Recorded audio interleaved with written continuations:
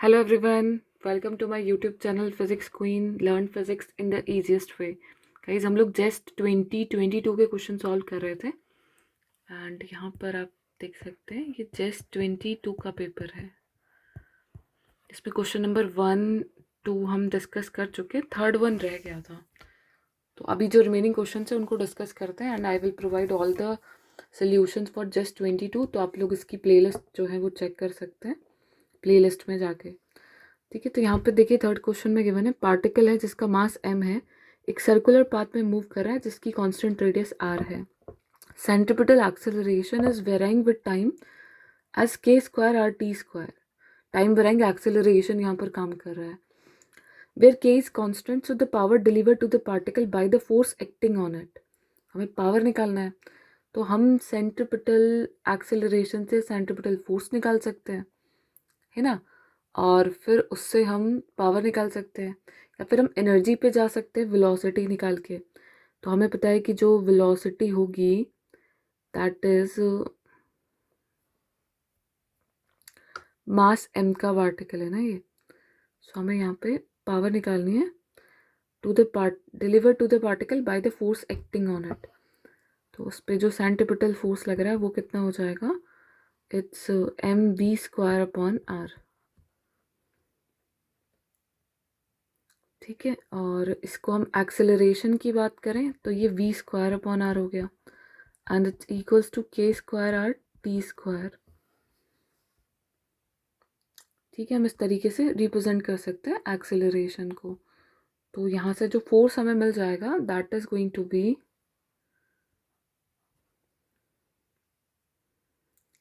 m k square r t square. तो ये हमें फोर्स की वैल्यू मिल गई है. तो अभी ये पूछा गया था power deliver to the particle by the force acting on it. तो यहाँ से हम क्या कर सकते हैं, फोर्स निकाल चुके हैं और अभी हमें यहाँ पर पावर निकालनी है.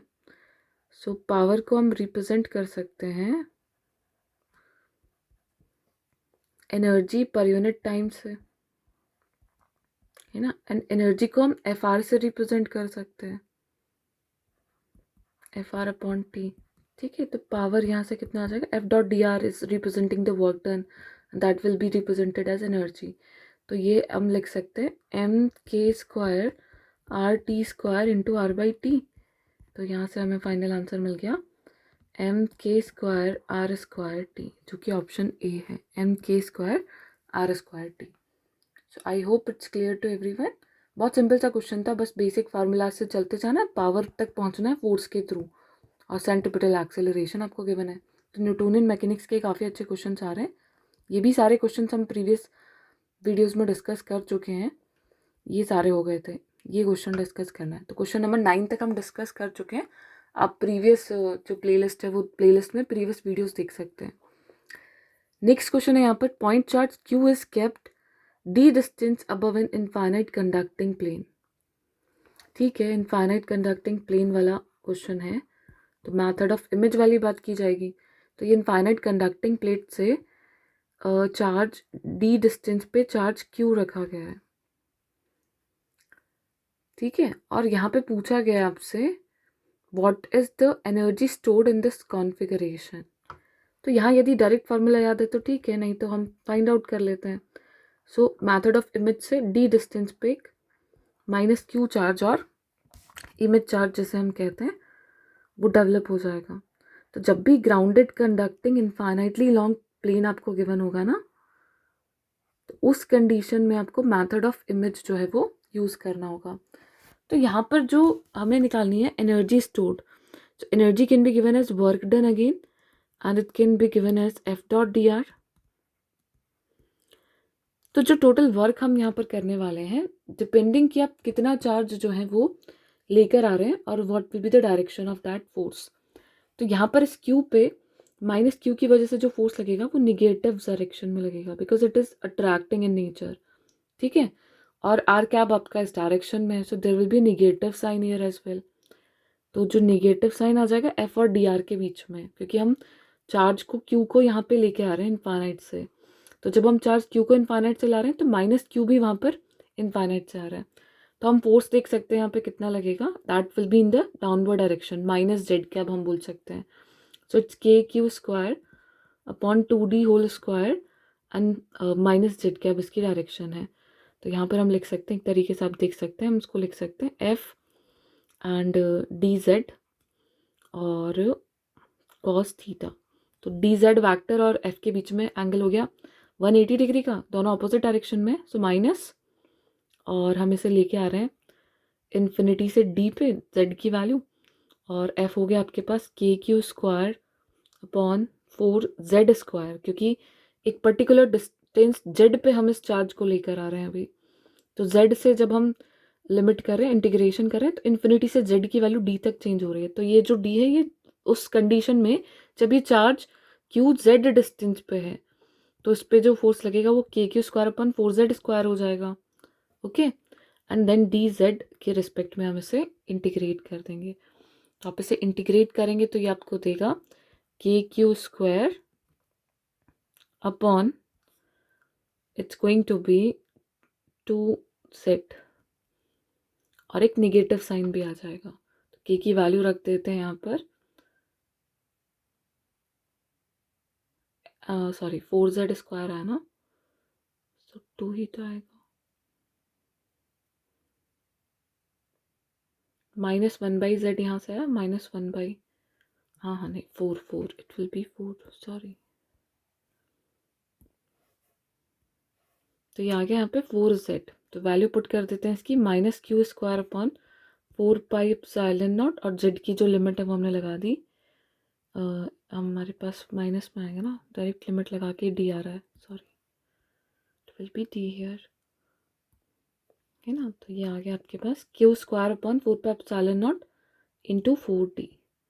This one is the correct answer. I hope clear हो गया होगा. मतलब जब आप जेड डिस्टेंस पे चार्ज को लेकर आ रहे हैं ना, तो इस चार्ज की और इसके साथ एक इमेज चार्ज भी आ रहा है, मतलब हम इस मेथड के थ्रू कर रहे हैं इस क्वेश्चन को सोल्व. वो इंड्यूस चार्ज को रिप्रेजेंट करता है. तो जितना क्यू चार्ज हम ला रहे हैं उतना ही माइनस क्यू चार्ज आ रहा है. तो जो दोनों के बीच की डिस्टेंस है वो कितनी हो जाएगी, 2z. तो फोर्स लग रहा है के q square upon 4z square, और डी जेड के रिस्पेक्ट में हम उसे इंटीग्रेट कर रहे हैं क्योंकि हम उसे इन्फिनिटी से डी तक लेके आ रहे हैं. तो ये फाइनल आंसर आ गया. वैसे डायरेक्टली याद रखें, यहाँ पर जो फोर्स होता है दैट इज के q square upon 4d square and minus Z cap में रहेगा. एंड वर्क डन भी याद रखना है आपको, माइनस के क्यू स्क्वायर अपॉन 4d. ये भी आप लोग ध्यान में रखिए, ठीक है. तो इससे आप डायरेक्टली टिक कर देंगे आंसर ए. नहीं तो ये बहुत आपके लिए टाइम टेकिंग प्रोसेस होगी, और जल्दी जितना क्वेश्चंस करेंगे इजी क्वेश्चंस को जो आपके नोट से ही आ रहे हैं, तो आप देख सकते हैं सारे क्वेश्चंस नोट से ही लिए गए हैं. तो नोट्स से जो क्वेश्चंस आ रहे हैं एटलीस्ट वो जल्दी करें, ताकि जो नए क्वेश्चंस हैं उनको करने में आपको अच्छा खासा टाइम मिल जाए करने के लिए. अब देखो ये क्वेश्चन भी बेसिक एकदम नोट्स से है डायरेक्ट, तो 1 मार्क्स वाले क्वेश्चन सारे ईजी हैं, फार्मूला बेस्ड हैं, तो आप बहुत ईजिली सॉल्व करेंगे. तो कोशिश करेगा कि यहाँ पे जितने भी क्वेश्चन ये 1 मार्क वाले आ रहे हैं ये सब आप अच्छे से अटैम्प्ट करें, राइट. सो ये क्वेश्चन देखते हैं. यहाँ पे 2 point charges 2q and q are placed inside 2 spherical cavities of equal radii. यहाँ पे इक्वल रेडिया है इनकी, और रेडियस जो है वो दे रखी है r/4. इसकी रेडियस r/4 और इसकी रेडियस भी r/4. इनका कोई यूज़ होगा क्या, देखते हैं. क्योंकि कैविटी है तो चार्ज सारा आउटर सरफेस पे जाना है, तो कोई यूज़ है ही नहीं इनका.